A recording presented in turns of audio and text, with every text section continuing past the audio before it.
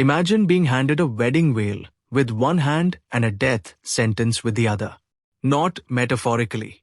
Literally. That's the particular brand of romantic nightmare claimed by the dragon is serving in 2026. And I'm not even exaggerating. It takes the fated mate's fantasy and stitches a live grenade into the hame. One wrong move, one true love finally wins moment at the wrong time. And the person you're rooting for becomes kindling. If that doesn't make you sit up a little straighter, I don't know what will. Welcome back to Flick Flair, where I willingly walk into emotionally hazardous television for sport and then come talk to you about it like it's group therapy with better lighting. If you like this kind of review, story first, craft nerdy, occasionally feral, hit subscribe. It helps more than you think. And just so you're not watching this with your hands over your eyes the whole time, I'm keeping this spoiler light. Premise, tone, performances, what it feels like, and the general shape of the ride, no big late game reveals, no ending talk, no, and then in episode 9, stuff. Now, Claimed by the Dragon has one of those log lines that sounds like the internet dared a writer's room to be as dramatic as possible. Cursed Dragon King Usher can only survive by mating with his true fated partner. Human girl Alina is betrayed by her stepmother, sacrificed to the dragon clan, taken to Dragonstone, and forced into marriage. But humans weren't meant to mate with dragons.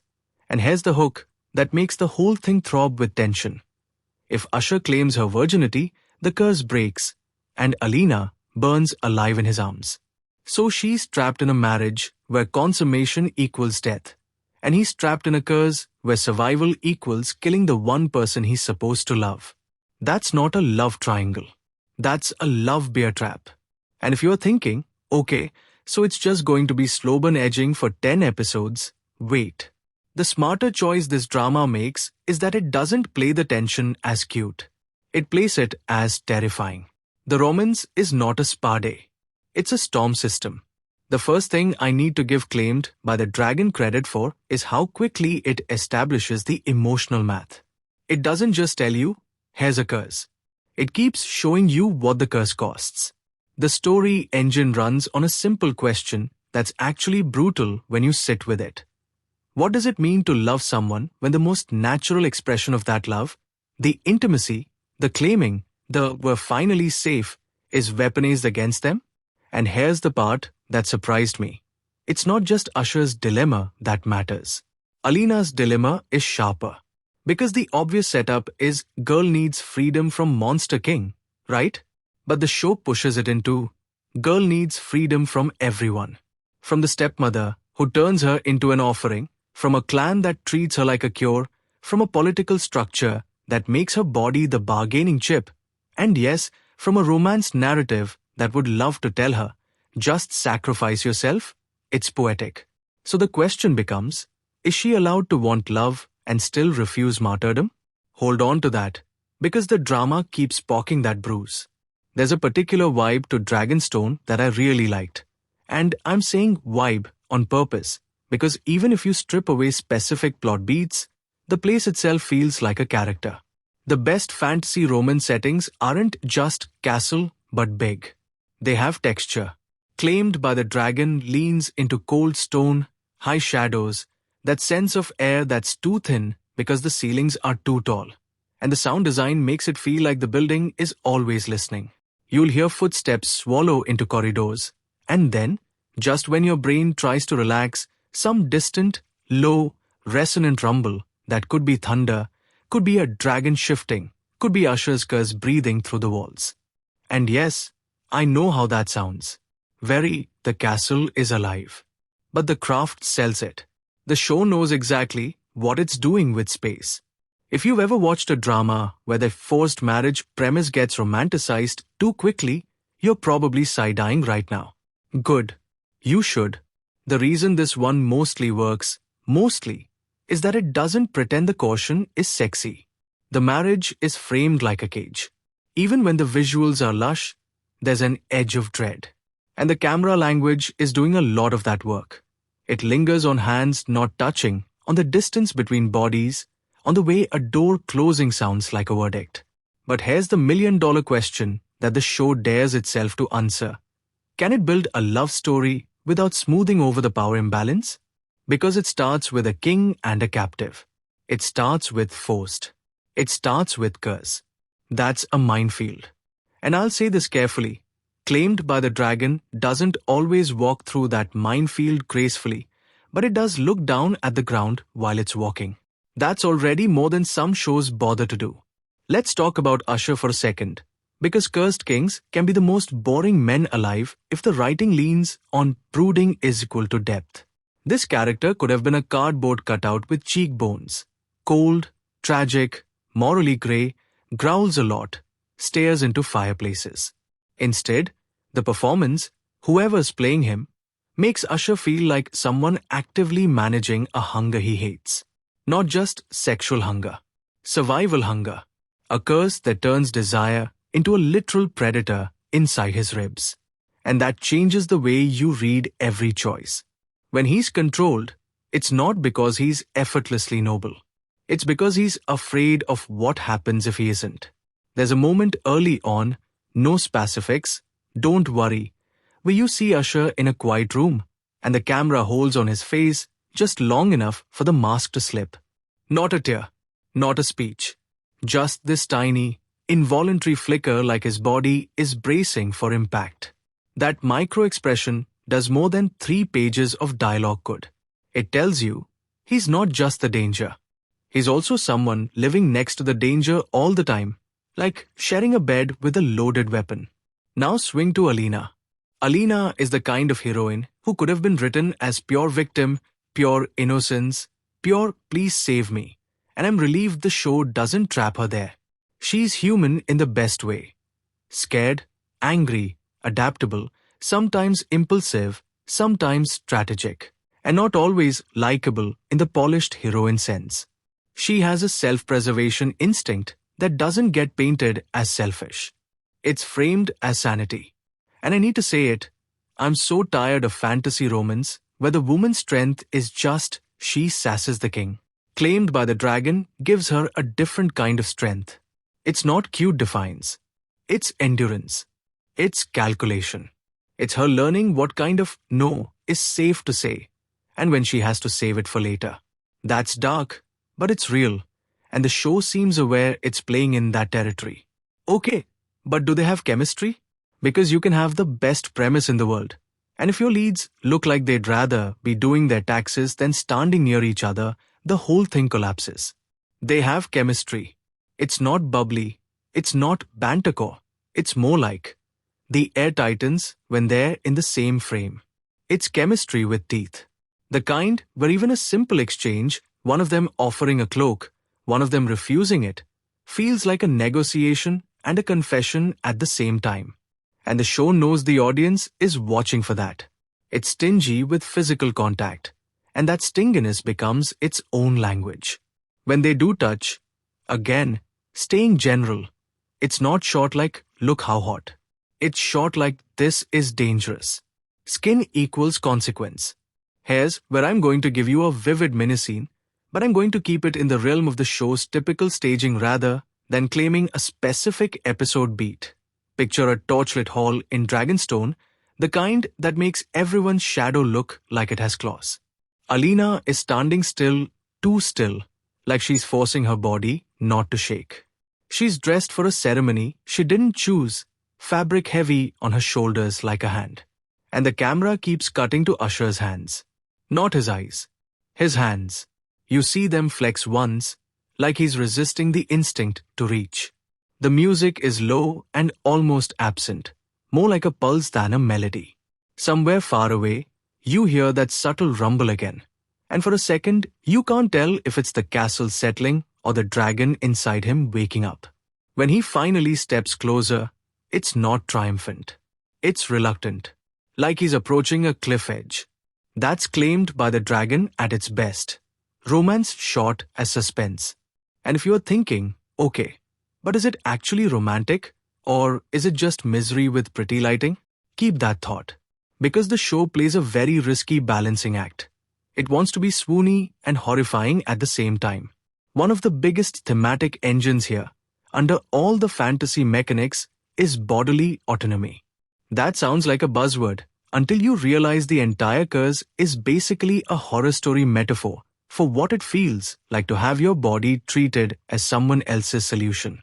Alina's body is the key to Usher's survival, and everyone around them has an opinion about that. The clan, the court, the traditions, the curse itself, as if fate is another character leaning in and whispering, "It doesn't matter what you want." And the show's most compelling question isn't, will they fall in love? They obviously will. That's the genre. The question is, what does consent look like when fate is caution? What does choosing each other mean when the universe is pushing you together like hands on your back? It would have been so easy for the script to hand-wave this with, but they're fated, so it's fine. And I expected it to do that. I braced myself. This is my contrarian moment. I went in ready to roll my eyes at the fated mid-trope, because I've seen it used as a shortcut for actual relationship development.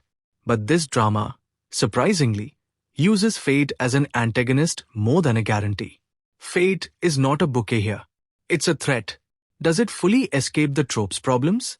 No, but it wrestles with them in a way that feels intentional, not accidental. Now let's talk about the stepmother betrayal, because it's right there in the premise and it matters. Betrayal by family is such a common fantasy romance inciting incident that it can feel like a checkbox.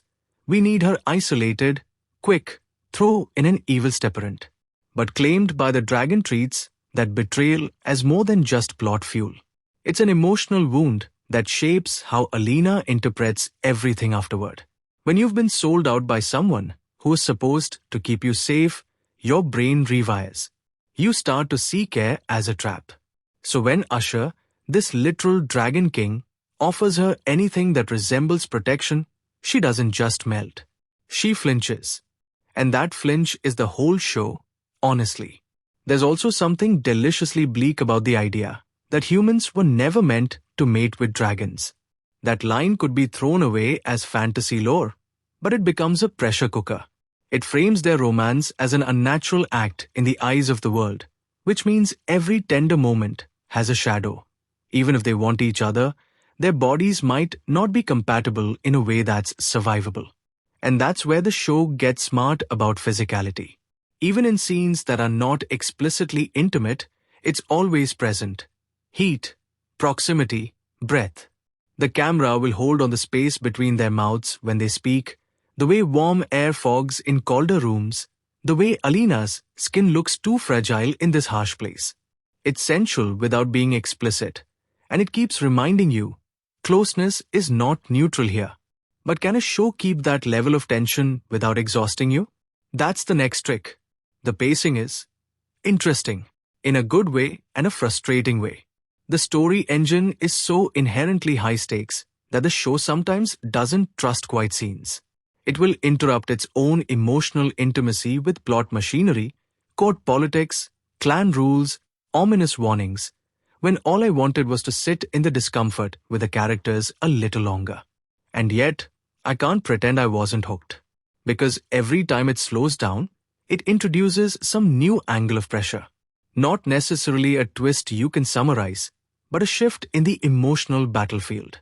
Who has leverage changes. Whose line changes. What saving even means changes.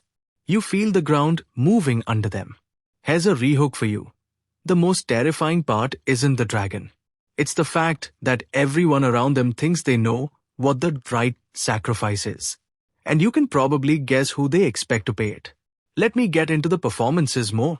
Because this is the kind of drama that lives or dies on restraint. You need actors who can play longing without turning it into parody. You need fear that doesn't become screaming. You need a believable tug-of-war between instinct and ethics. Usher's actor plays silence like dialogue. There are heaviness to how he holds still, like if he moves too quickly, something inside him will break loose. And when he does speak, the line delivery often lands slightly under the expected intensity, more controlled, more measured, which I think is the right choice. If he was yelling about destiny every episode, you'd stop believing he's intelligent. The performance makes him feel like someone who has had centuries, or at least a lifetime, of learning to swallow his impulses. Alina's actor does something I really appreciate. She lets the character be visibly thinking, not explaining her thoughts in monologues, but thinking with her eyes. You see her calculating the room, weighing risks, deciding whether honesty is safe. And there's a specific kind of bravery in that. It's not cinematic, I fear nothing. It's I fear everything, and I'm moving anyway.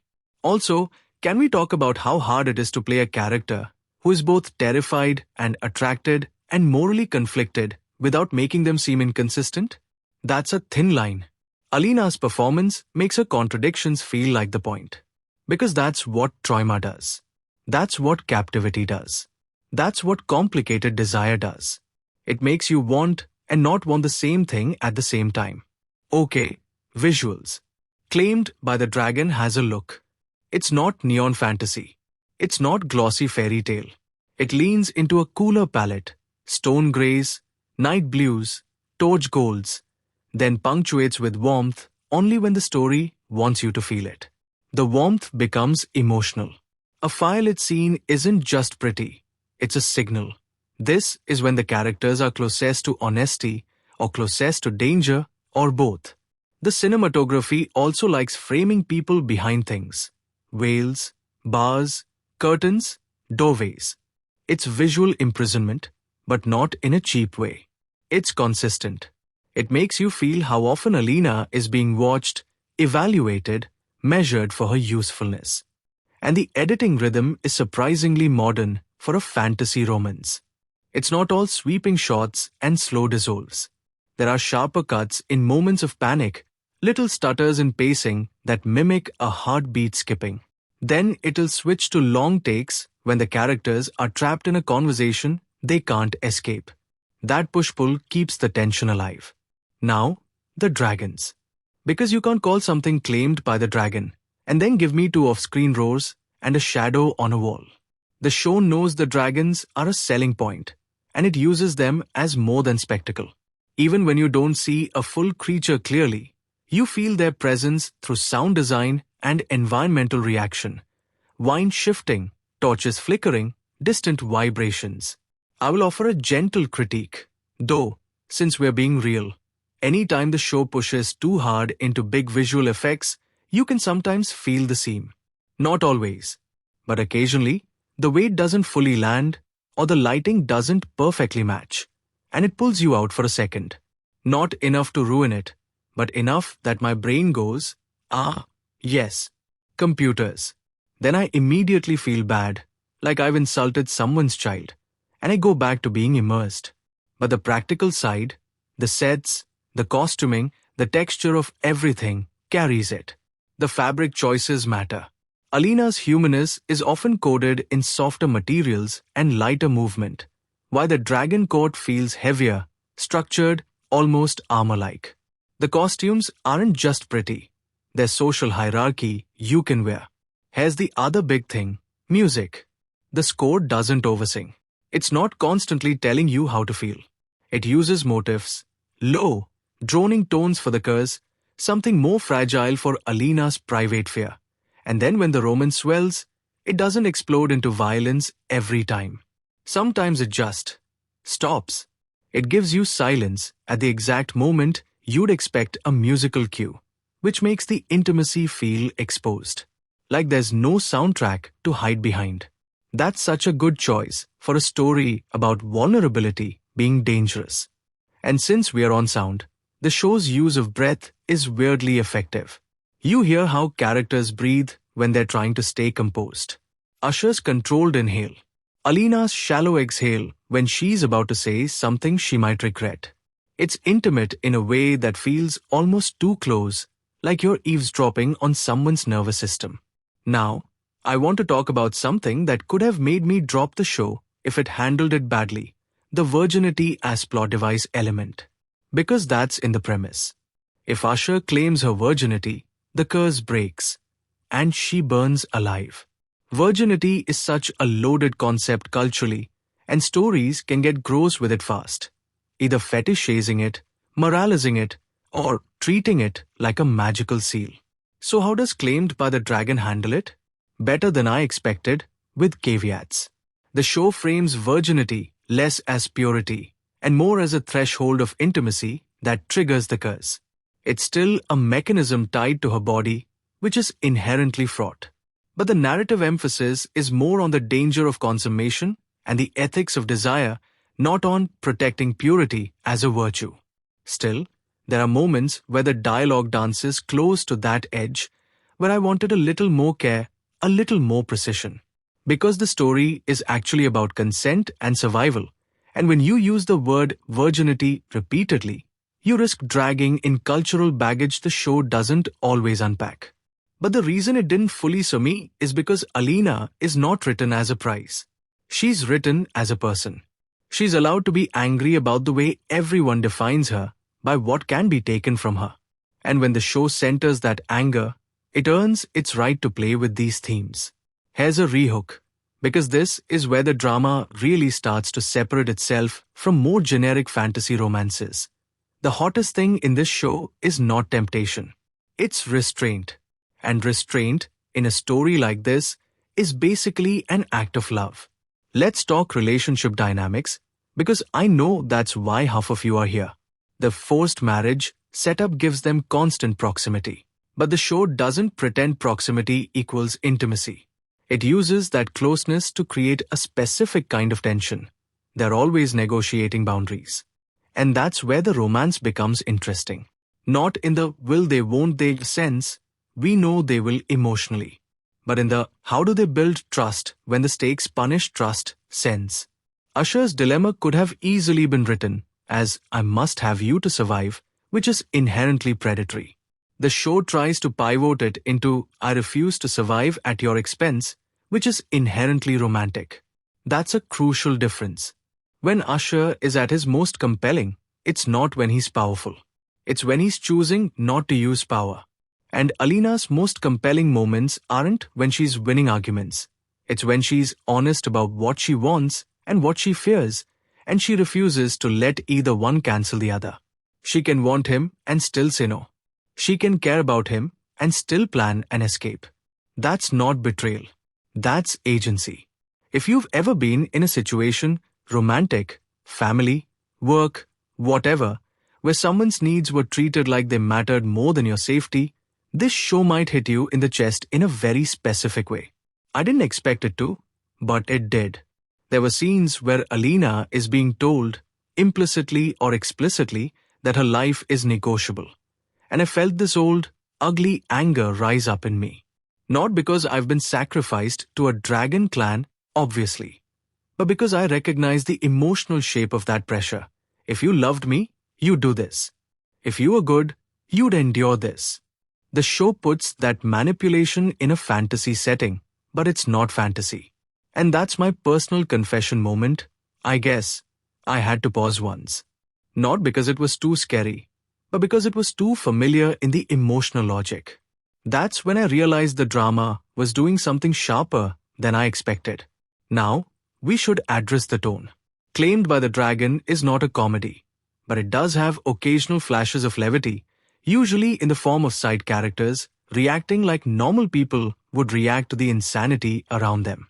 Like, someone will say something incredibly solemn about ancient rites, and another character's face will do this tiny, "Are you serious?" twitch.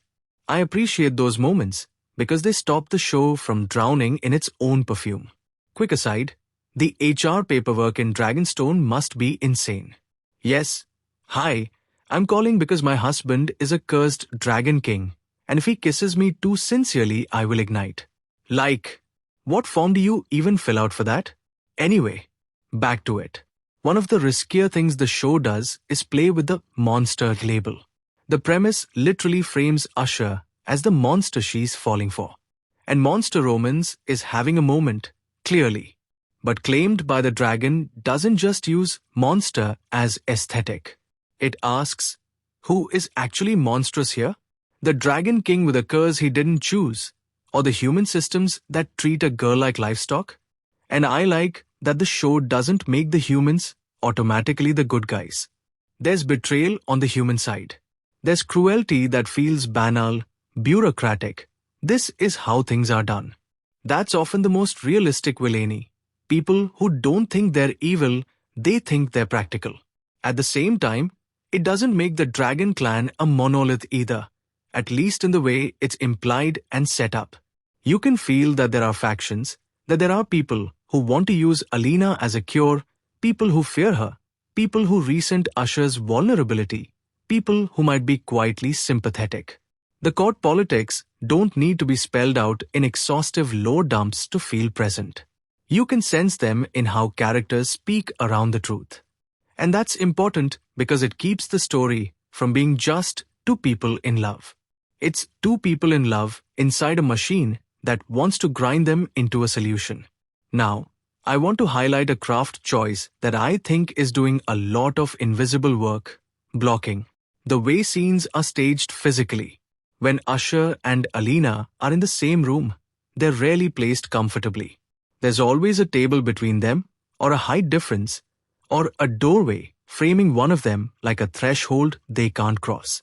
The show makes you feel the imbalance without characters having to announce it. Then, as their relationship shifts, again, speaking generally, spoiler light, the staging subtly changes. The space between them becomes less like a barrier and more like a choice. When they stand closer, it feels earned. When one steps back, it feels like a decision with consequences. And that's how you make a slow burn actually burn instead of just simmering vaguely. Here's another rehook. The drama's central tension isn't, will he take her? It's, can they invent a new kind of intimacy that doesn't kill her?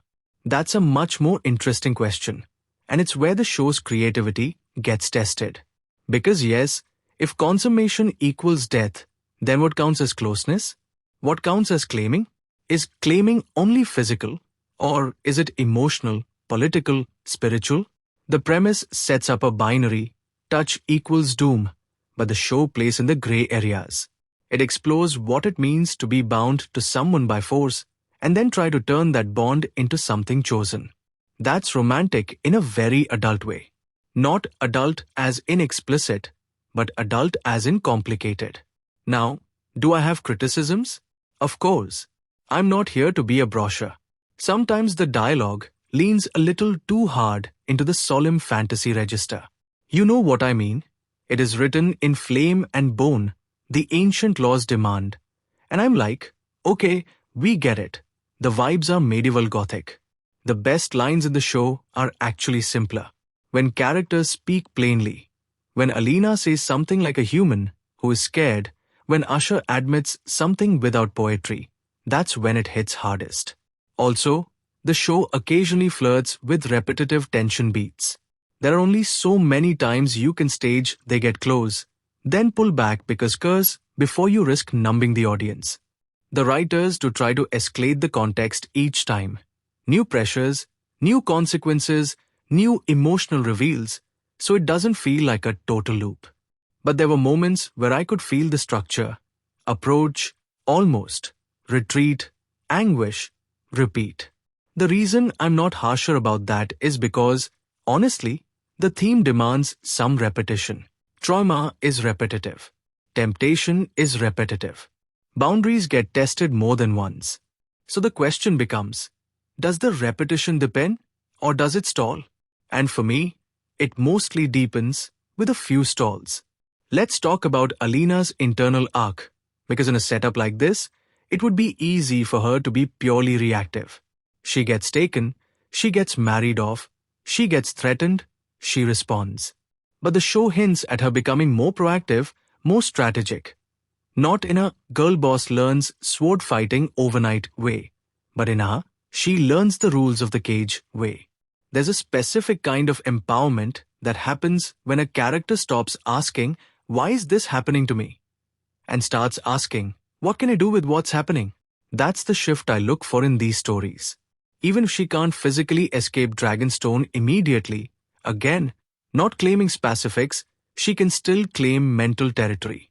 She can still decide who she trusts, what she reveals, what she withholds.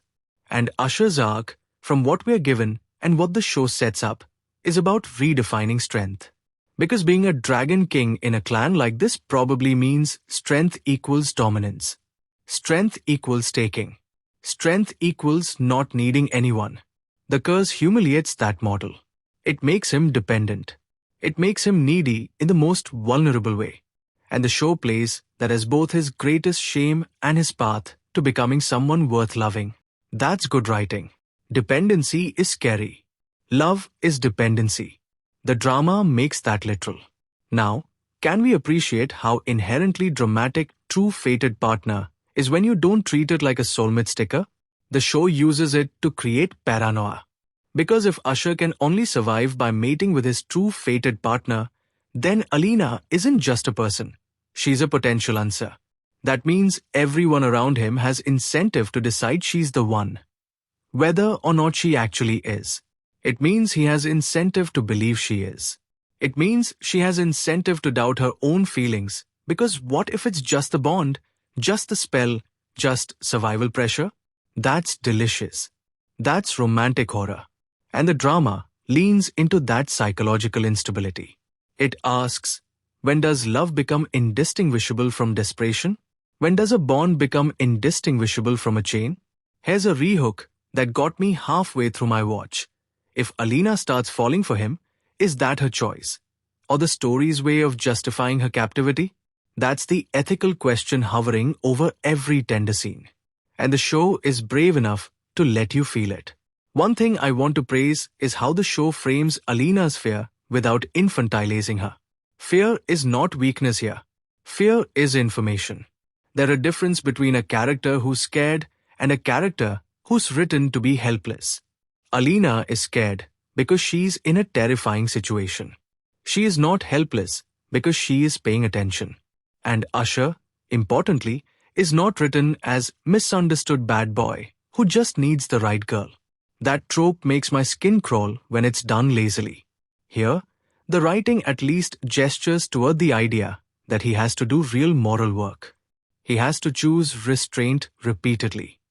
He has to decide what kind of king he is when survival is on the line. He has to face the possibility that love means letting go of the cure. And that's where the romance becomes less about taming a beast and more about two people refusing to use each other. Now, let's get a little more nerdy about camera work, because I think Claimed by the Dragon is very intentional about gaze. Who looks at whom and how. There's a lot of looking in this show. Obviously, it's a romance, but it's not always romantic looking. Sometimes it's predatory. Sometimes it's clinical. Sometimes it's grief. Usher's gaze, especially early on, is often framed as something he tries to control. The camera will catch him looking at Alina like he's starving, then forcing his eyes away like it burns. That creates this tension where you're not just watching romance, you're watching someone attempt to behave ethically while his body is screaming at him. Alina's gaze changes. At first, it's defensive, scanning for exits, tracking threats. Then, gradually, there are moments, small ones, where her eyes soften before she catches herself. That catching herself is the key. It makes the softness feel risky, not inevitable. And when the two of them finally hold eye contact for longer than a beat, it feels like a cliffhanger even if nothing else happens. That's how you know the directors understand what they're filming. Now, I also want to touch on how the show uses the idea of burning alive in his arms, because that line is doing a lot of work. On the surface, it's literal. Consummation triggers her death. But emotionally, it's also the fear of intimacy destroying you. The fear that being loved by someone powerful will consume you. The fear that surrender is annihilation. That's not just fantasy. That's a real fear people have, especially people who have been betrayed. Sometimes closeness feels like danger because you learned that love comes with a cost. This is where the show got under my skin, personally. I've had periods in my life where I treated affection like a trap, not because the other person was bad, but because my nervous system didn't trust safety.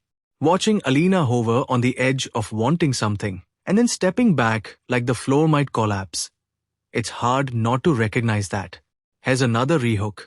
The curse isn't just a plot obstacle. It's basically an externalized trauma response. The closer you get to what you want, the more your body screams that you're going to die. Okay, but does the drama ever feel like it's exploiting that? That's the line. For me, it mostly doesn't. It plays the pain with seriousness. It doesn't mock it. It doesn't turn it into pure kink. It keeps reminding you that the stakes are life and death, not just will they hook up. But because I'm not going to pretend it's perfect, there are moments where the show's aesthetic beauty threatens to romanticize the cage. The lighting is gorgeous. The costumes are stunning. The music is swoony. And you're like, wait, am I being seduced into forgetting that she was forced into this? That's a risk of the genre. The show pulls back often enough to keep you uncomfortable, but you can feel the tug. And maybe that discomfort is part of the intended effect. Maybe you're supposed to feel seduced and then ashamed of being seduced, because that's what caution can do. It can confuse your senses.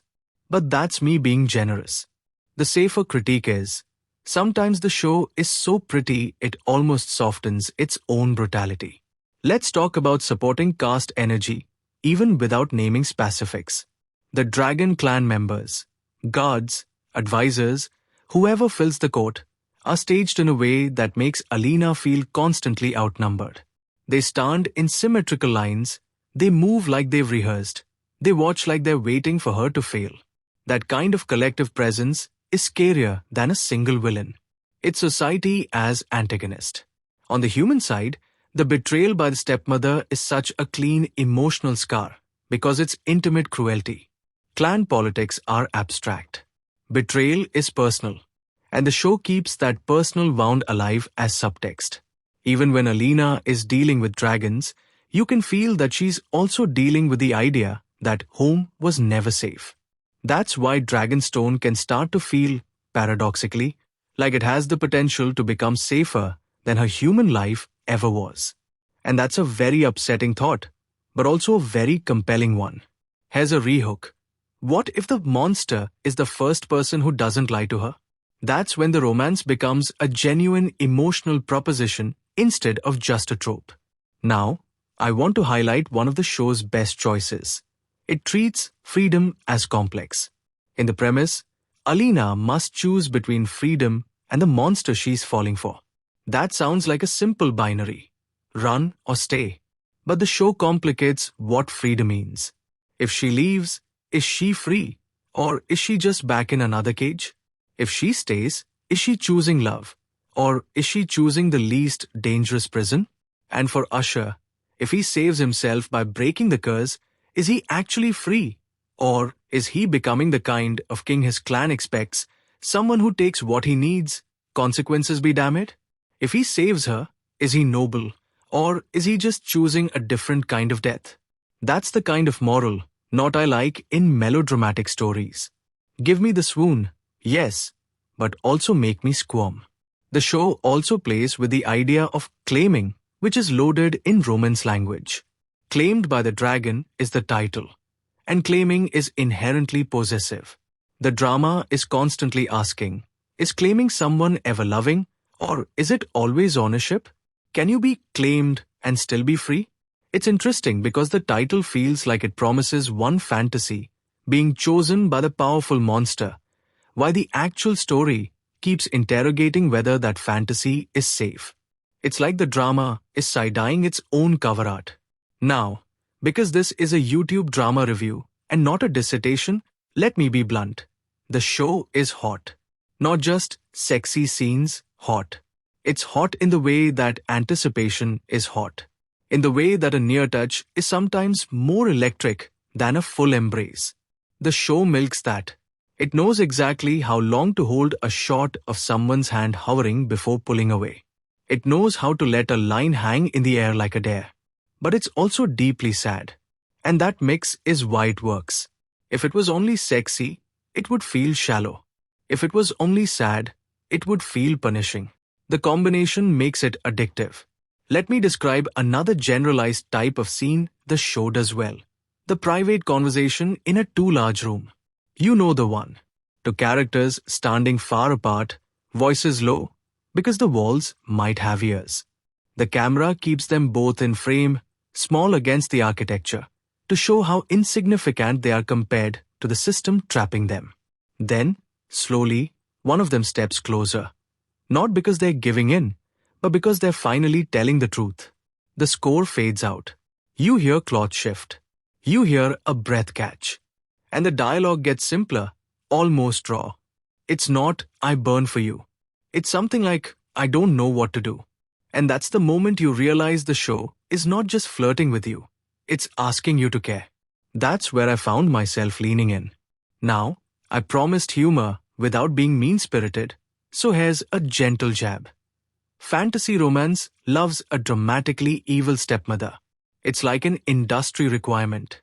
If you don't have one, they revoke your castle permit. But even with that familiar setup, the show makes the betrayal sting because Alina's reaction is not just tears. It's humiliation. It's that specific shame of realizing someone you trusted never saw you as fully human. And shame is such a powerful motivator. It can make you accept cages because at least the cage is honest about being a cage. Here's a rehook. The scariest prison in this drama isn't Dragonstone. It's the idea that Alina might start believing she deserves to be sacrificed. Okay, let's shift into a more critical lens for a minute, because I know some of you watch these reviews because you want to know if the hype is real, not because you want me to write poetry about Torchlight. The writing is strongest when it stays close to character. When it pulls out into lore, it can wobble. Not because the lore is bad, but because it's easy to overcomplicate a simple emotional engine.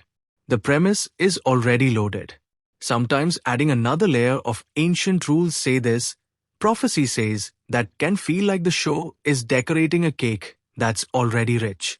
However, the show mostly avoids the worst sin of fantasy TV, the exposition dump that sounds like Wikipedia. When characters explain things, it's usually motivated by conflict. Someone is warning someone. Someone is threatening someone. Someone is bargaining. That keeps the information feeling active rather than lecture-y. Another thing, the show's moral framing is generally thoughtful, but it occasionally leans into romantic inevitability. You'll feel moments where the camera and music insist a beat is romantic even if, logically, you're still uneasy about the coercive setup. That's when the genre's default settings peek through. It doesn't ruin it, but it's where I'd want the directors to trust the audience's discomfort more. Because discomfort is not the enemy here. Discomfort is the point. Now, let's talk about the title character conceptually, the dragon. Dragon stories often use dragons as metaphors for primal power, greed, desire, violence, protection. Claimed by the dragon uses the dragon side of Usher as both temptation and terror. He's the fantasy of being wanted by something unstoppable. He is also the nightmare of being wanted by something unstoppable. And the drama keeps asking, if someone's desire can kill you, is it still flattering? Is it still love? Or is it just appetite? That's why restraint becomes heroic. The Dragon King's romantic gesture isn't buying flowers. It's not taking what he's entitled to. It's stopping himself. And that's a fascinating inversion of the usual dominant alpha romance script. Here's another rehook. The show is basically teaching a Dragon King that love is not consumption. That's a wild sentence, but it's what's happening. One more performance note. The best scenes are often two-handers. Just Usher and Alina, with the world temporarily muted. The actors carry those scenes with tiny shifts, jaw tightening, eyes dropping, shoulders relaxing for half a second. If you're someone who loves big plot, you might get impatient. If you love character tension, you'll be fed. And the directors know when to let faces do the work. There are reaction shots that last just long enough to make you uncomfortable, which is the right length for a story about discomfort. Too short and it feels like soap opera. Too long and it becomes self-indulgent. This show mostly hits the sweet spot. Now, I want to touch on something that I think is quietly central, the idea of saving. The premise says Usher must decide whether to save himself or the woman he loves. That's a classic romantic dilemma. But the drama complicates what save means. Saving isn't always heroic. Sometimes saving is selfish. Sometimes saving is control disguised as care. If Usher tries to save Alina by keeping her locked up, but protected, is that saving? Or is that just another cage with nicer curtains? If Alina tries to save Usher by sacrificing herself, is that love? Or is that learned self-erasure? The show flirts with these questions, and when it leans into them, it becomes more than just fantasy romance. It becomes a story about whether love can exist without ownership. Now, do I think the show is for everyone? Not necessarily, and not just because of the fantasy elements. The emotional tone is intense. It's not cozy. It's not a comfort watch unless your comfort is to traumatized people whispering in candlelight while doom hums in the background.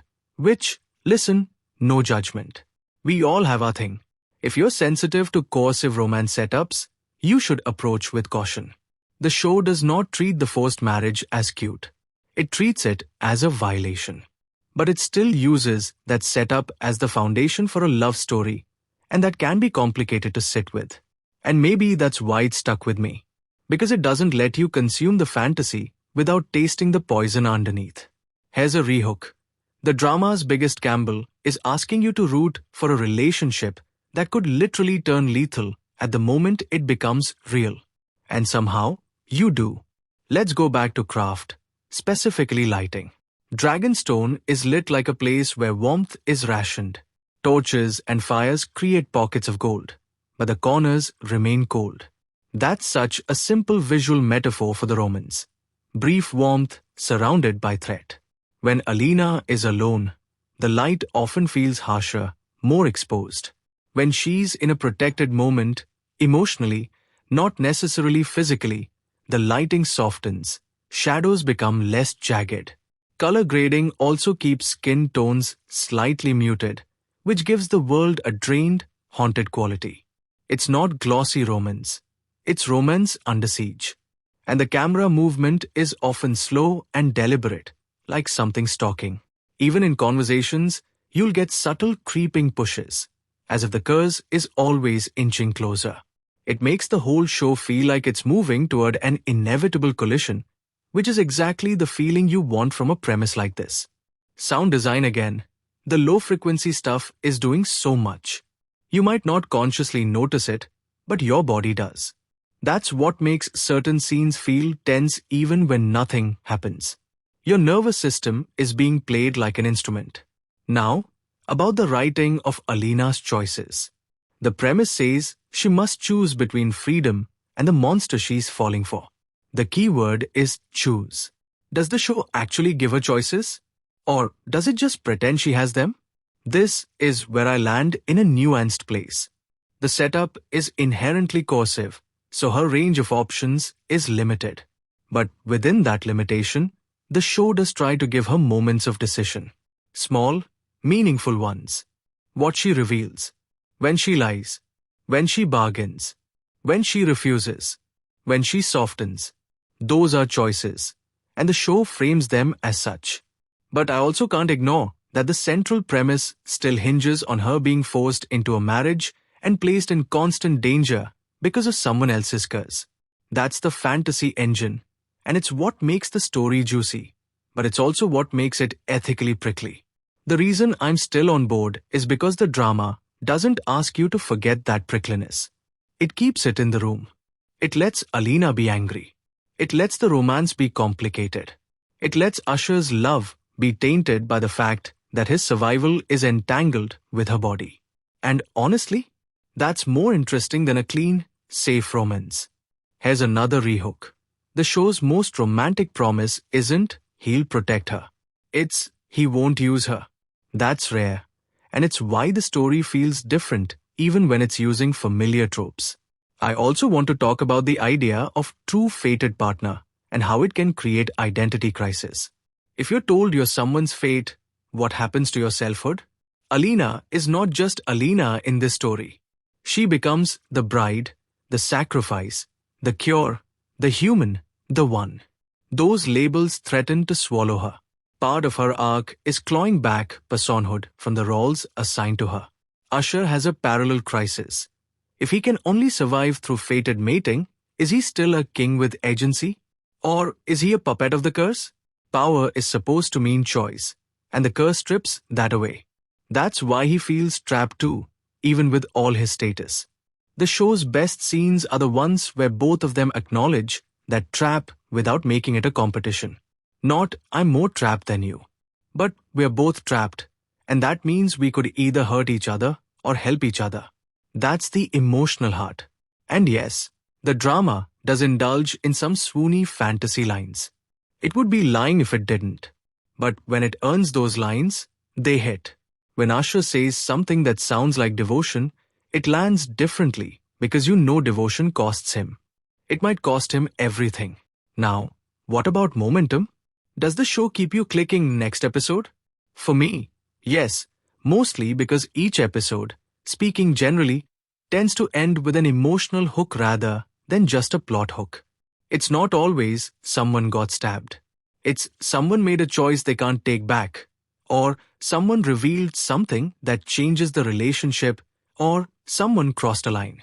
That's how you get bingeability without relying on cheap cliffhangers. There is also an undercurrent of political tension, again implied by the clan structure and the idea of sacrifice, that gives the romance stakes beyond personal longing. If Alina is a sacrificial offering, then her existence in Dragonstone is a symbol. And symbols attract conflict. People will project their fears and hopes onto her. That makes her vulnerable in a way that isn't just about Usher.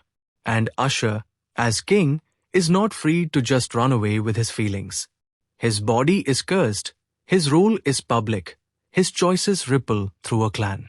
That's another pressure cooker, private love in a public cage. Here's a rehook. The drama isn't just asking, will they be together? It's asking what would being together even cost the world around them. That's when romance becomes epic rather than just intimate. Now, I want to circle back to something I said earlier about repetition, because it's the kind of thing that can make or break your experience. If you're the kind of viewer who hates prolonged tension, you might find parts of Claimed by the Dragon frustrating. The show luxuriates in longing. It stretches moments. It lets silence sit. It uses near misses as narrative fuel. For me, that worked because the performances are strong enough to make a near miss feel like an event. But if you're someone who wants constant plot progression, you might feel like it's teasing you. However, I'll defend the teasing as thematically appropriate. Because the curse creates a world where consummation is death. So of course the story has to explore everything that happens before consummation. The before becomes the whole romance. The tension is not a prelude, it's the main course. And that's kind of refreshing, honestly, in a media landscape that often rushes intimacy and then doesn't know what to do afterward. One more thing I didn't expect to appreciate: the show's occasional refusal to reassure you. Some romances constantly reassure the audience that the male lead is safe, that the love is pure, that the danger is fake. Claimed by the Dragon sometimes lets Usher feel genuinely dangerous.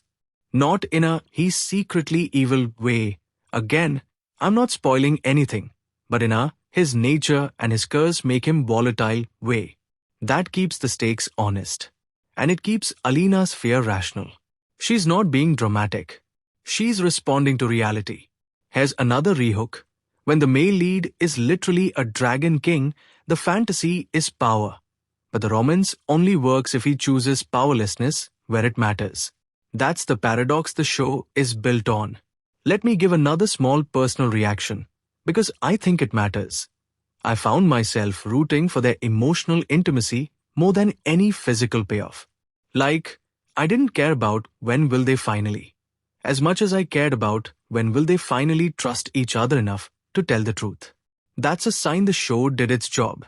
It made the relationship about something deeper than consummation, which is ironic given the curse mechanics. And that's also why the virginity trigger curse, while loaded, becomes almost beside the point emotionally. The real claiming is when someone sees you and doesn't reduce you to your function. The show also uses a lot of thresholds. Doors, gates, balconies, cliff edges, literal and metaphorical. And it's not subtle, but it's effective. Characters are constantly standing on the edge of something. A decision, a confession, an act of violence, an act of tenderness. The staging reinforces the feeling that one step forward could change everything. And because I'm staying spoiler light, I'm going to keep this in the realm of vibes. There's a sense that the story escalates not just in external danger, but in internal stakes. It starts with survival. Then it becomes about identity. Then it becomes about what kind of love is ethical. Then it becomes about what kind of future is possible when the world is built on sacrifice. That escalation is satisfying. Even when the pacing wobbles, the emotional trajectory feels like it's climbing. Here's a rehook as we move deeper into what the drama is really saying. Claimed by the Dragon is a romance, where the ultimate fantasy isn't being chosen, it's being spared. Sit with that. That's dark, but it's honest. Now, I want to address a potential viewer concern. Does the show make Alina responsible for Usher's redemption? Because that's another common trope. The woman's love fixes the monster. That trope can be exhausting and, frankly, unfair to women as characters. The drama partially avoids that by making Usher's choices his own. His restraint is his. His moral decisions are framed as decisions, not as automatic results of her presence. Alina influences him, sure, because relationships influence people. But the show seems to understand that influence is not the same as responsibility. At the same time, the premise inherently makes her central to his survival. So the narrative gravity will always pull toward she saves him. The best way the show can counterbalance that, and sometimes it does, is by giving Alina her own agenda, her own desire for freedom, her own moral lines. When she refuses to be his cure, she becomes more than a plot device. She becomes an equal player in the story. And that's when the romance feels like partnership rather than possession. Let's talk about editing choices in tense scenes. The show often crosscuts between close-ups of faces and wider shots that show how alone they are in these massive spaces. That contrast sells the intimacy. It's like their feelings are huge, but they're trapped in a world that doesn't care. The scale mismatch makes the romance feel both epic and fragile. Also, the show uses hands as motifs. Hands restrained, hands offered, hands almost touching, hands clenched. Hands are where consent lives. Hands are where violence begins. Hands are where comfort happens. The directors know that, and they keep returning to it. Now, I want to be fair about the places where the show might lose some viewers. If you're someone who hates the chosen one fated one dynamic because it feels like it removes agency, you might struggle. The drama tries to frame fate as oppressive, but it still uses fate as a narrative engine. If you want purely choice-driven romance with no mystical bonding, this might not be your thing. If you're here for dragons and fantasy spectacle more than romance, you might also find it too relationship-focused at times. The show's big set pieces, when they happen, serve the emotional story, not the other way around. It's not an action-first fantasy. It's a romance-first fantasy with horror edges. If, however, you like romance that treats desire as dangerous and treats restraint as devotion, you're going to eat this up. Here's another rehook. The drama's real villain isn't Usher, and it isn't even the stepmother. It's the idea that love must require sacrifice. And the show keeps daring its characters to reject that idea. One more craft element, the show's use of temperature. This is one of those sensory things that's hard to articulate, but you feel it. Dragonstone feels cold. Even when there's fire, the cold lingers in the stone. Alina is often shown wrapped in fabric, not just for costume, but for survival. Then when Usher is near, there's this implication of heat, dragon heat, curse heat, that becomes both comfort and threat. Heat equals closeness. Heat equals danger. That's such a smart sensory metaphor. And when the show wants you to feel panic, it will emphasize dryness, crackling fire sounds, parched breaths, the suggestion of skin too close to flame. When it wants you to feel longing, it emphasizes warmth in softer ways. Light on cheekbones, candle glow, the sound of a cloak settling around shoulders. Again, this is romance as horror. And it's effective. Now, I'm going to say something that might annoy some fans.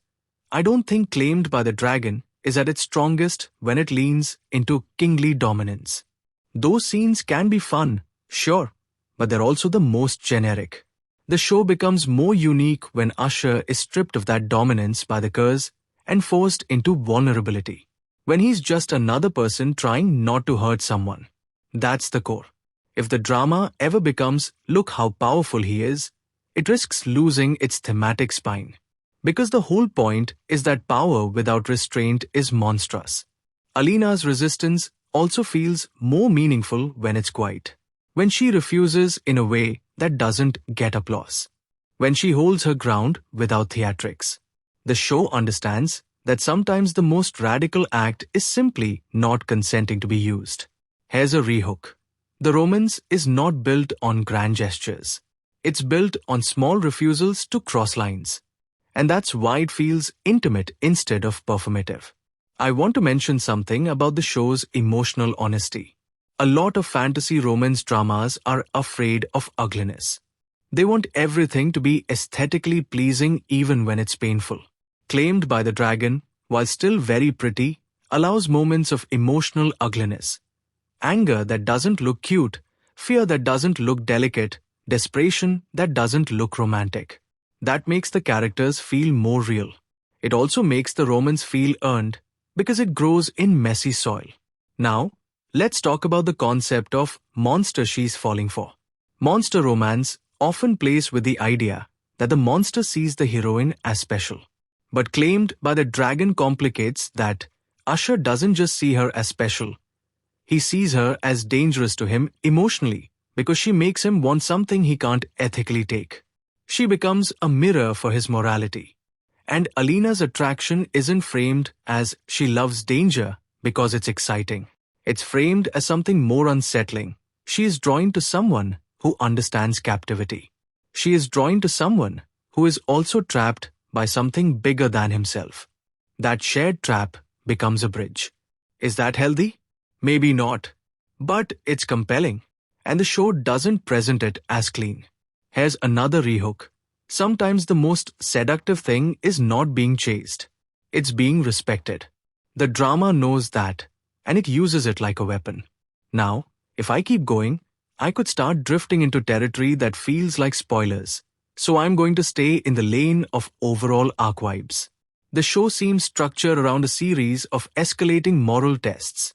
Tests of Usher's restraint, tests of Alina's agency, tests of whether the world will allow them to choose anything other than sacrifice. You can feel a mid-season shift in how the relationship is framed. Not necessarily they suddenly become happy, but the emotional language changes. Early on, the tension is about fear and survival. Later, it becomes about trust and consequence.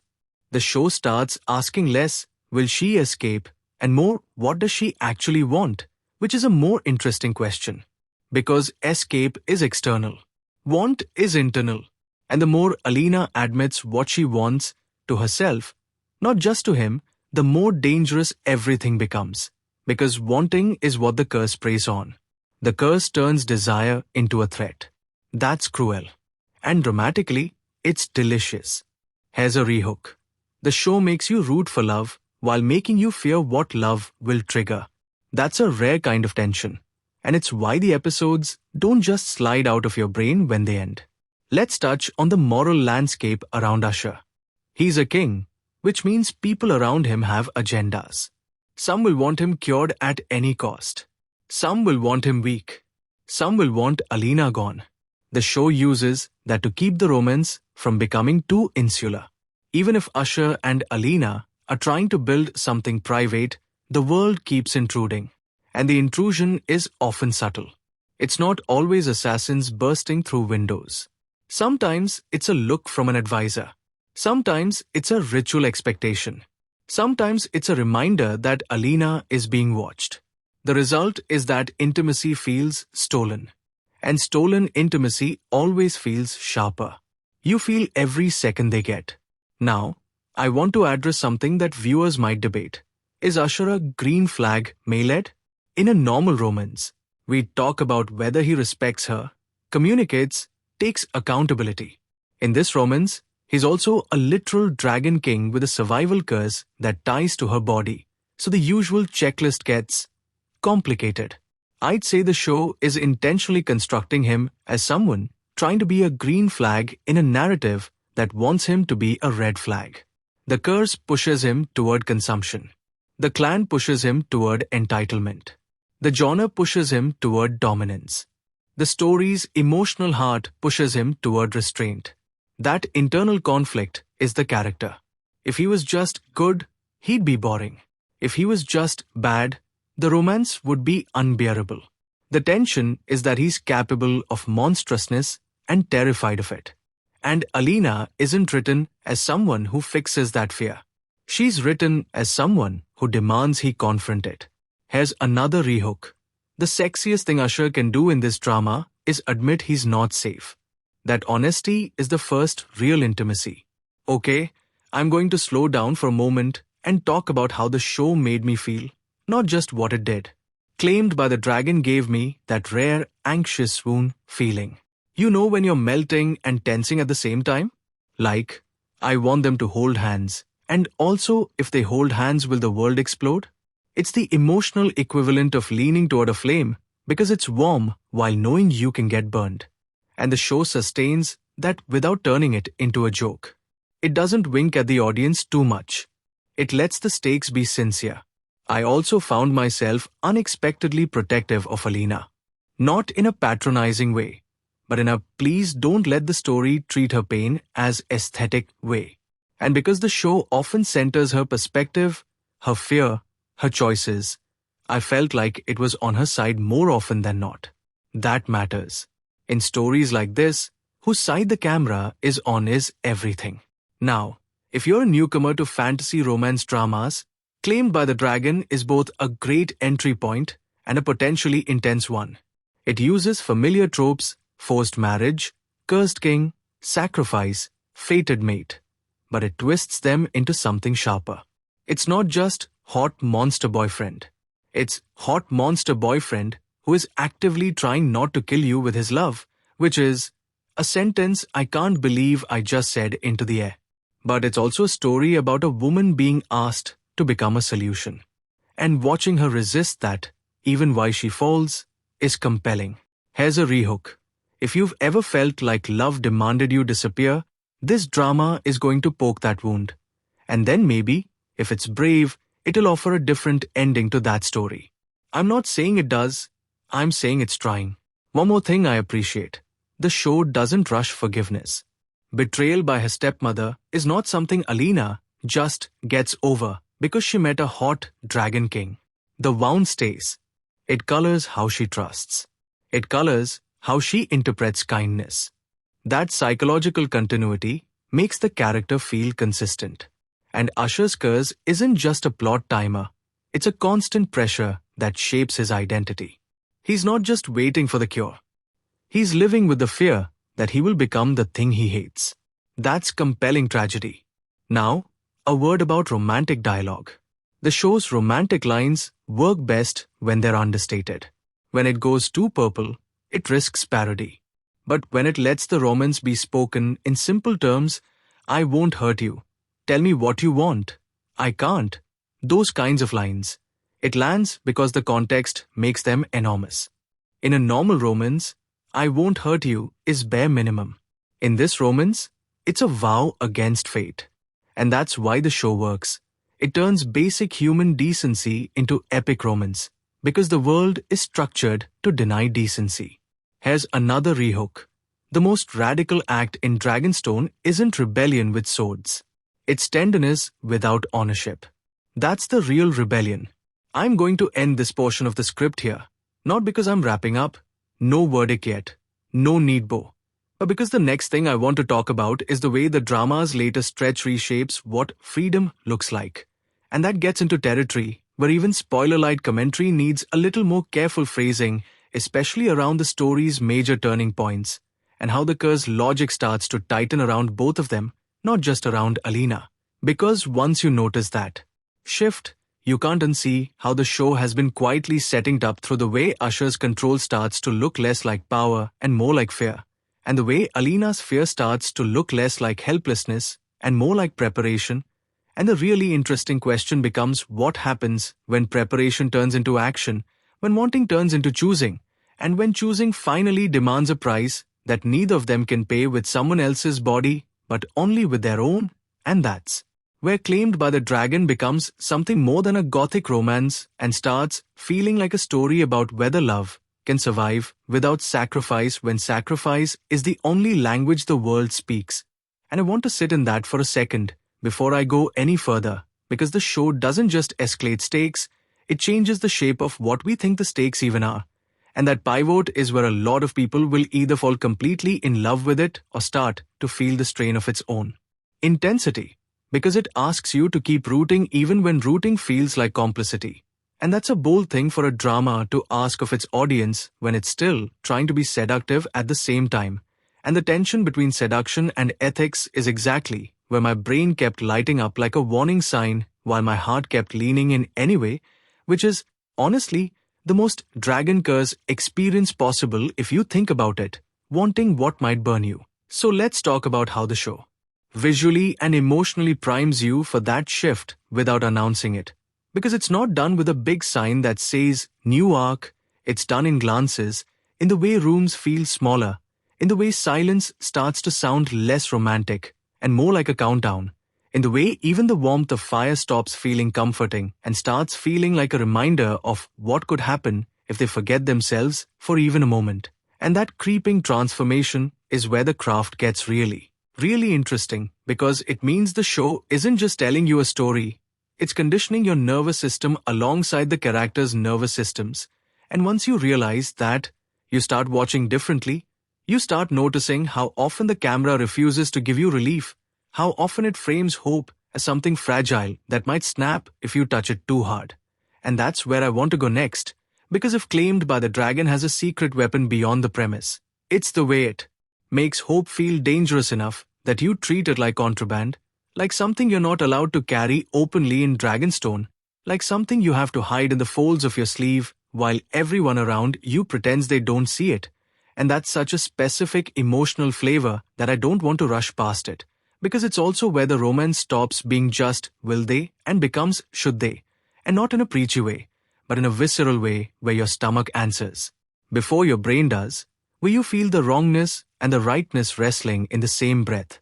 And the show keeps pushing that wrestle until you start to wonder whether the curse is actually the most honest character in the room, because at least the curse doesn't pretend it won't cost someone something. And that's why, weirdly, the curse becomes this brutal truth teller. It doesn't care about romance. It doesn't care about destiny speeches. It doesn't care about who deserves what. It's just consequence. It's the physical manifestation of, if you take without care, somebody burns. And that's why the show can get under your skin even when it's being melodramatic. Because the melodrama is stapled to a moral law. What I kept noticing as the season stretched on, again, keeping it safely general, is how the drama starts tightening its framing. Early Dragonstone shots feel grand and distant, like Alina is swallowed by architecture. Later, the camera creeps closer to faces and hands, and it starts to feel less like fantasy world and more like pressure chamber. It's subtle, but it changes your body language as a viewer. You stop lounging. You start hovering. You're bracing for contact the way the characters are. And the show does this thing with thresholds that becomes almost obsessive. Doorways, gates, the lip of a balcony, the edge of a bed, the line where torchlight stops and darkness begins. Characters keep pausing at these lines, like they can feel the narrative waiting to punish them for crossing. That could have been heavy-handed symbolism, but the directors make it feel behavioral. People who are afraid start living their lives in small hesitations. The blocking understands fear. Here's the question that kept nagging at me in the best way. If consummation is death, What counts as consummation? Not in the technical, legalistic sense, but in the emotional sense. When do two people cross the point of no return? Because you can tell the show is interested in intimacy as a spectrum, touch, breath, honesty, caretaking, letting someone see you when you look ugly, letting someone see you when you look needy. And that's where the romance becomes sneakily tender. The drama finds ways to give you couple moments that aren't physical escalation, they're trust escalation. A shared meal that's actually a peace offering. A wound being tended that's actually a boundary being tested. A conversation where someone chooses the hard truth over the convenient lie. Those moments land because they feel like the only safe ways these characters can love each other without triggering apocalypse. Now, I'm going to offer another contrarian take respectfully, because I can already hear keyboards warming up. A lot of fans of monster romance love when the monster is fully unleashed. They want the feral possessiveness, the "you are mine", the primal claiming. And the title claimed by the dragon absolutely invites that expectation. But I think the show is strongest when it resists that fantasy rather than indulging it. Whenever it leans too hard into possessive romance language, it risks undermining the story's own ethics. The moments that made me feel something weren't the ones where Usher felt like an alpha fantasy.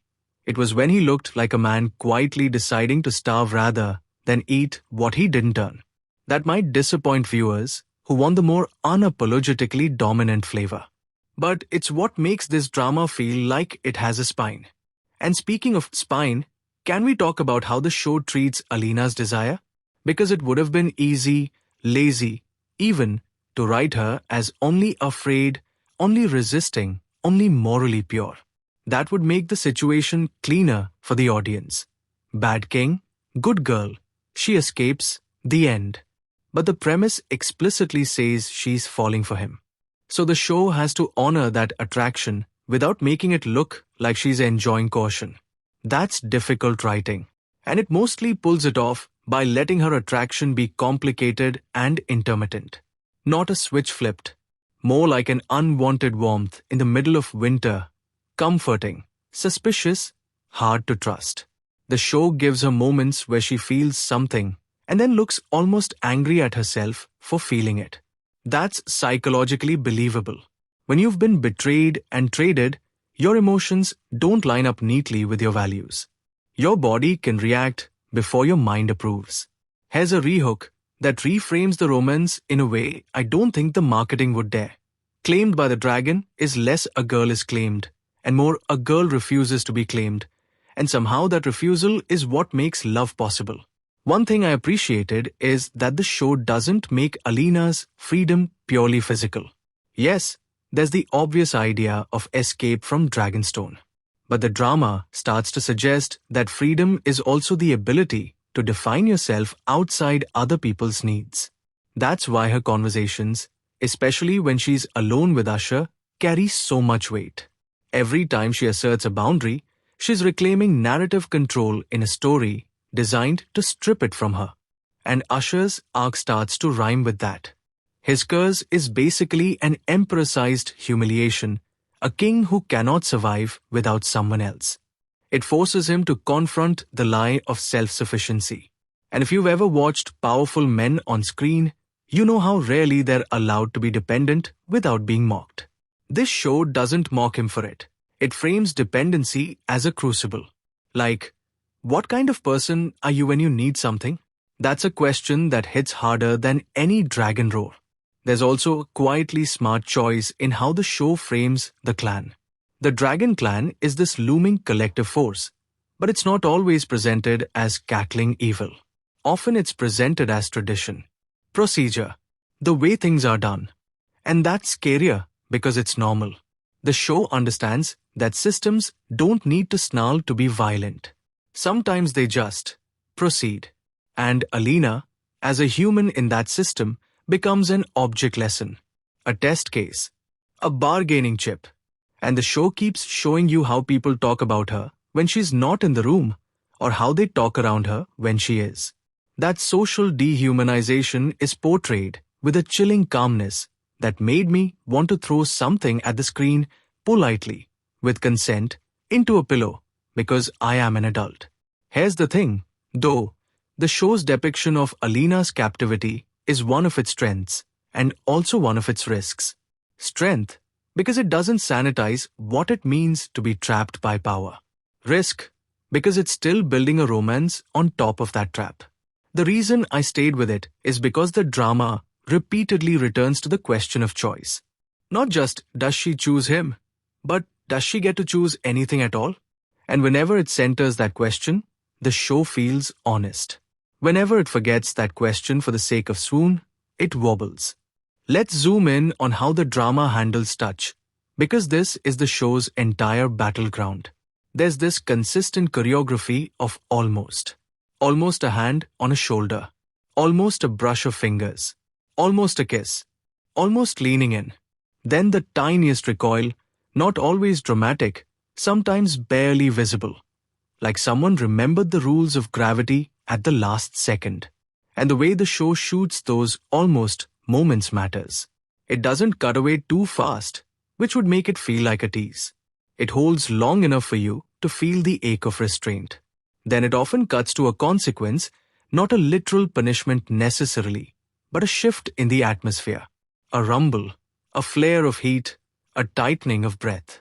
It trains you to associate intimacy with threat. You start flinching along with them. Here's a rehook. The most suspenseful action scenes in this drama aren't fights. They're moments when two people get emotionally honest and the curse reacts like a jealous god. And yes, I said jealous god, because that's another layer that creeps in. Fate in this show doesn't feel romantic. It feels possessive. It feels like the universe has already decided the shape of their story, and the characters are fighting for the right to write a different ending. That's why the fated myths trope lands better here than it usually does for me. The show makes fate feel like a villain with good PR. Now, let me nerd out briefly about performance again, specifically vocal choices. Usher's voice is often pitched lower and controlled, which could have easily veered into sexy growl territory. But the actor uses that low register to convey restraint. It's not performative masculinity, it's containment. When his voice breaks slightly, when it gets rougher or more strained, you feel it as a crack in the dam, not as flirtation. Alina's vocal work is equally thoughtful. She doesn't spend the whole show whispering like a wounded bird, thank God. When she's scared, her voice tightens rather than softens. When she's angry, she doesn't always raise volume. She sharpens.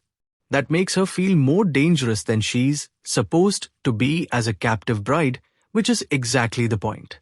And the micro-expressions, again, are doing heavy lifting. There's a specific look Alina gives sometimes, like she's swallowing a scream and turning it into a plan. If you've ever watched someone in a toxic environment survive by becoming unreadable, you'll recognize it. Quick aside before I get too intense. Every time someone in this show says Dragonstone, my brain briefly goes, vacation brochure, but make it traumatizing. Come for the views, stay because the marriage contract is binding and the walls hiss at night. Anyway, back to the craft. I want to highlight how the show uses silence as a weapon. Not just dramatic pause silence. The kind of silence where a character is waiting to see if the other person will cross a line. The kind of silence where you can hear fabric moving and the faint crackle of fire and nothing else. That silence feels like consent being negotiated without words. It's uncomfortable, but it's real. Consent isn't always a speech. Sometimes it's the space where someone chooses to stop, and claimed by the dragon repeatedly chooses to stop. That's why the tension is sustainable. The show isn't just edging the audience. It's depicting two people learning how to exist near each other safely. That's a much more compelling slow burn than they keep getting interrupted by random guards. Now, I do want to talk about the stepmother betrayal one more time, because it's not just backstory, it's a lens. The betrayal is what makes Alina skeptical of kindness. It's what makes her interpret gifts as traps. It's what makes her suspicious of Usher's restraint, Because restraint can also be manipulation if it's performed to earn trust and then exploit it. This is where the show's writing is at its most psychologically grounded. Alina doesn't just fear Usher because he's a dragon king. She fears him because she's learned that power smiles before it bites. And Usher, ironically, becomes compelling because he seems to understand that. He doesn't demand trust. He seems aware that trust demanded is not trust. That self-awareness is what keeps him from being just another dangerous man who is softened by a woman. He's a dangerous man trying to become safe on purpose. Here's a rehook. If you're expecting the romance to be about Alina taming Usher, you might be watching the wrong show. It's more like Usher trying to tame himself, and Alina deciding whether she can afford to believe him. Now, visuals again, specifically the way the show handles heat. Because dragons. The show makes heat a presence, not just an effect. When the curse flares, again, speaking generally, you feel it in the way the lighting shifts warmer for a beat, or the way shadows jitter like the air itself is shimmering. Even if the VFX aren't perfect every time, the intention is clear. Heat is a mood. Heat is a warning. And the show is clever about making warmth feel ambiguous. Firelight can mean safety or danger. A warm glow can mean tenderness or impending burning. That's such a delicious sensory contradiction. Also, the production design of Dragonstone, stone textures, metalwork, the way rooms echo creates the sense that softness is unwelcome, which makes any moment of softness between characters feel like a rebellion against the environment. A stolen softness. And yes, I keep using the word stolen because that's what it feels like. Their romance, at least early to mid, feels like something the world didn't authorize. Which is ironic because the world literally forced them into marriage. But forced bonds aren't the same as chosen closeness. The show understands that difference. Now, I want to gently critique something else. The show's title and marketing might set up a certain expectation that isn't exactly what the drama delivers emotionally. Claimed by the dragon sounds like it's going to be a power fantasy where the heroine is swept away by a dominant monster lover. The actual show, in my opinion, is more of a moral thriller romance. It's about restraint, ethics, and the terror of intimacy. That's a richer story, but it might catch some viewers off guard. And if you came in wanting pure escapism, no moral discomfort, this might not scratch that itch. It keeps reminding you of the cost. It keeps reminding you of the caution. It keeps reminding you that love doesn't erase harm. Here's a rehook. The drama is basically asking, can a romance that starts in violation ever become something clean? And it doesn't answer that cheaply. A big part of why I stayed emotionally invested is that the show doesn't let Alina's only goal be with him. Her stated dilemma includes freedom, and the drama honors that. She's not just negotiating love. She's negotiating escape routes, psychological and literal. And that matters because it keeps her from being absorbed into Usher's arc. It also makes the romance more interesting because the tension isn't just will they kiss. It's if they become emotionally bonded, does that bond trap her further? And that's a sickening thought in the best storytelling way. Because it's exactly how messy relationships can feel when power is unequal. Love can become another chain. The show also plays with shame. Usher's shame about needing her. Alina's shame about being traded. Shame is often the hidden engine in stories about captivity and desire. The drama makes shame visible without turning it into melodrama. It shows up in posture, in avoidance, in the way characters can't look at each other when they say certain truths. And that's where acting really shines. You can't fake shame. You can only perform it convincingly if you understand it. Here's another rehook. The curse is scary, but shame is what makes the characters lie. And lying is what actually threatens to destroy them. Now, one of the smartest choices the show makes is that it doesn't treat the curse as purely external. It's not just magic problem. It's a character problem. The curse forces decisions, and those decisions reveal values. Does Usher prioritize his life over hers? Does Alina prioritize her freedom over his survival? Does love distort those priorities? Does it clarify them? The curse is like a moral X-ray machine, and the show is patient about letting those values shift. It doesn't flip people into good overnight. It lets them make partial choices, conflicted choices, choices they regret, choices they repeat. That's more human. Now, I'm going to talk about something that might sound small, but it's not. The way the show uses food and drink. When a captive is offered something, water, bread, a warm cup, it's never just hospitality. It's always power. It's I can provide. It's I control your comfort. The show stages these exchanges with a careful awareness of that dynamic. When Usher offers something, it reads as an attempt at care that's still tangled in authority. When Alina accepts or refuses, it reads as a boundary, not just preference. These tiny interactions become the relationship. That's how you build romance under constraints. You make the mundane loaded. And speaking of loaded, the dialogue around monster is handled with more nuance than I expected. The show doesn't just use monster as edgy flirtation. It uses it as an identity question. Usher is perceived as monstrous because he has power and violence in him. Alina is treated as less than human because she's a sacrifice. The show quietly suggests that monstrosity is not about species. It's about how you treat people. Here's a rehook that I think sums up the drama's moral thesis without spoiling anything. The real test isn't whether the Dragon King can love. It's whether he can love without taking. Now, do I think the show always sticks the landing in individual scenes? No.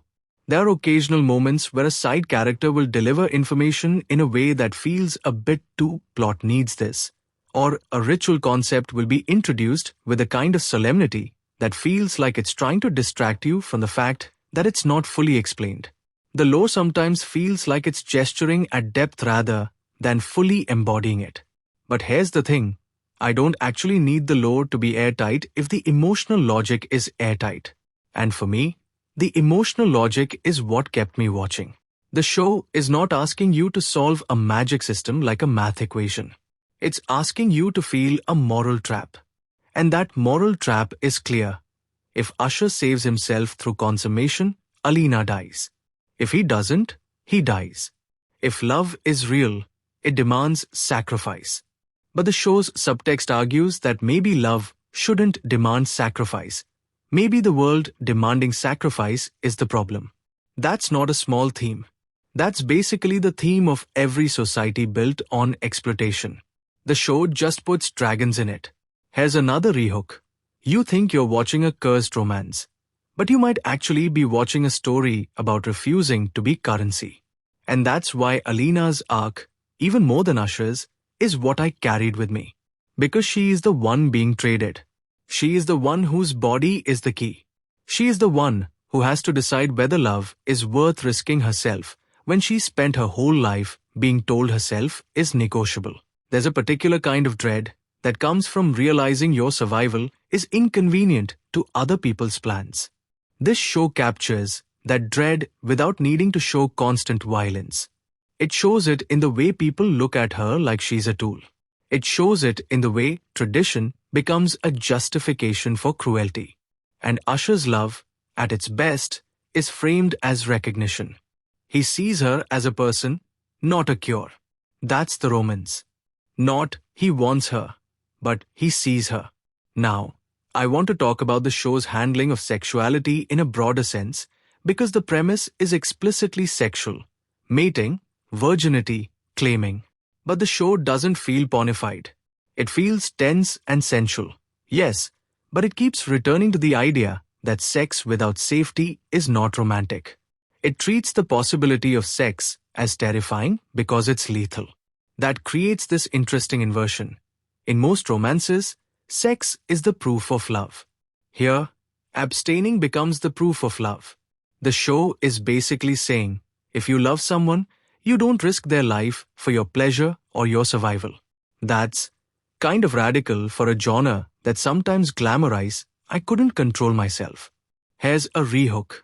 Claimed by the Dragon is a romance where I can't control myself is not sexy. It's the villain. And that's why I think this drama is going to spark debates. Some viewers will call it a feminist deconstruction.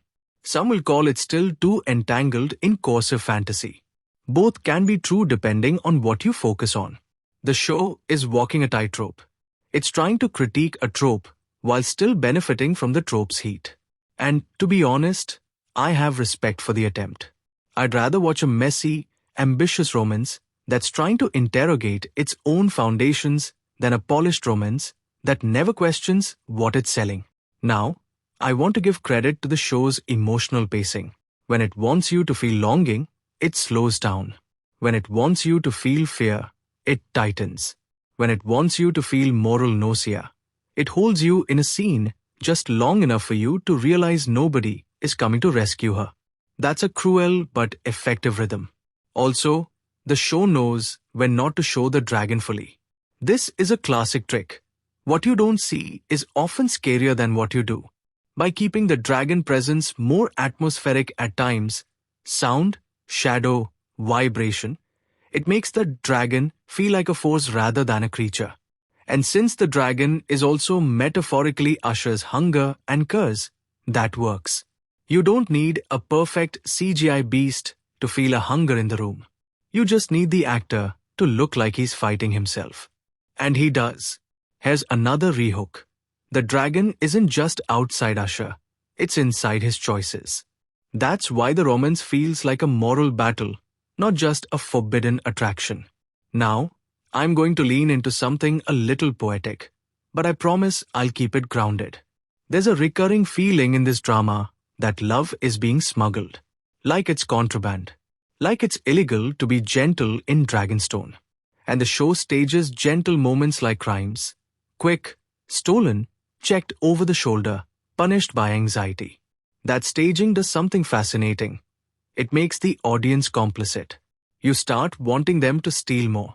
You start rooting for softness, even when you know softness might trigger fire. The show makes you want the very thing that could kill her. That's how it puts you in their emotional position. It makes you feel the trap, not just understand it. And that's powerful craft. I also want to shout out the way the show uses eye shine, light catching in eyes during low-lit scenes. This is a small cinematography detail that often signals animal or predator in visual language. When it catches Usher's eyes at certain angels, it reminds you that the dragon is there, that the monster is not a costume he can take off. When it catches Alina's eyes, it signals alertness, survival, the human-predator-prey dynamic flipped because she's the one watching for danger. That visual motif helps keep the monster-human theme alive without dialogue. Here's a rehook. The show's most important special effect isn't the dragon. It's the way it makes a glance feel like a weapon. Okay, let's get practical. If you're considering watching Claimed by the Dragon, what kind of viewing experience is it? It's bingeable, but not mindless. It's the kind of show where you might watch 3 episodes and realize your shoulders are up by your ears. It's emotionally tense. I found myself taking breaks not because I was bored, but because I was activated. My nervous system needed a snack and a walk. And I don't say that as a complaint. I say it as a warning and a compliment. The show is doing its job if it makes you feel trapped and then desperate for relief. Now, if you're someone who likes to watch romance dramas as comfort, this might not be comforting. It's more like catharsis through stress. It's gothic romance with teeth. If you're someone who likes dramas that explore consent and agency through metaphor, you'll have a lot to chew on. If you're someone who just wants to see a dragon king be possessive and a heroine melt, you might still enjoy parts of it, but you might get impatient with the show's moral seriousness. And if you're someone who hates the forced marriage trope on principle, I'm not going to argue you out of that. This trope is a landmine. This show tries to handle it with care, but it is still the foundation. You have to decide what you can tolerate. Here's another rehook before I move into my final evaluation. The drama's biggest accomplishment is making not touching feel like a plot twist. Now, because the user asked for the final part, I'm going to move toward a verdict. But I want to make sure I've said what I need to say about what the drama is actually about beneath the fantasy. Beneath the curse and the dragon and the marriage, the show is about the difference between love and entitlement. Entitlement says, "You are my solution." Love says, "You are yourself." Entitlement says, "Your body is mine because fate says so." Love says, "Fate can go to hell. I won't harm you." Entitlement is consumption. Love is restraint. And the show is constantly testing whether Usher can choose love over entitlement, and whether Alina can choose herself even while she loves. That's why it works for me more often than it doesn't. It's not just pushing buttons, it's pushing questions. Also, I need to acknowledge the sincerity. The show is not embarrassed to be romantic. Even when it's dark, it lets feelings be big. It lets longing be dramatic. It lets devotion be spoken. In a TV landscape where everything is allergic to earnestness, a kind of love that claimed by the dragon looks you in the eye and says, "Yes, this is intense." That's the point. Do I think it sometimes overdoes the intensity? Yes. There were moments where I wanted one more breath of normalcy, one more scene of simple human connection that wasn't laced with doom. The doom is flavorful, but it can also become the only seasoning if you're not careful. But overall, I think the show knows what meal it's serving. It's serving gothic romance thriller, and it delivers. So here's my verdict on Claimed by the Dragon. I loved it, with a few sharp reservations that I think are inherent to the premise rather than accidental mistakes.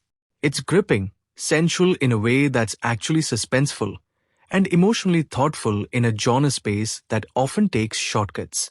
It's for viewers who like fantasy romance with heavy tension, ethical friction, and leads who act like their choices matter.